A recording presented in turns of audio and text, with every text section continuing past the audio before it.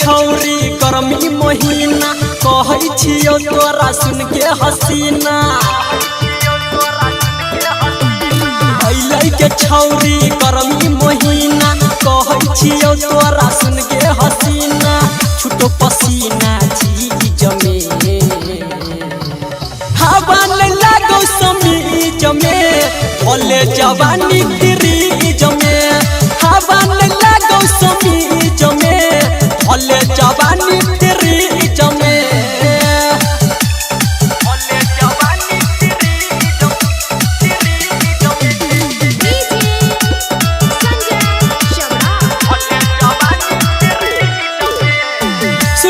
छौरी तेज बारा धूप के काला हो जेते तोहर गोरे गोरे रूप के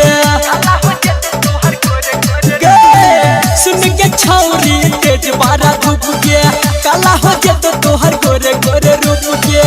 किया रहै छ सबके बीच में हवा न लागो समीज में भले जवानी फ्रीज में हवा न लागो समीज में भले जवानी फ्रीज में हवा न लागो समीज में भले जवानी डर विवेक के बात तू मान ले ठंडा ठंडा पानी दे पढ़ाई ले गजान संदीप सुमन के बात तू मान ले ठंडा ठंडा पानी दे पढ़ाई ले पीले न मजा ये तो फ्रीज में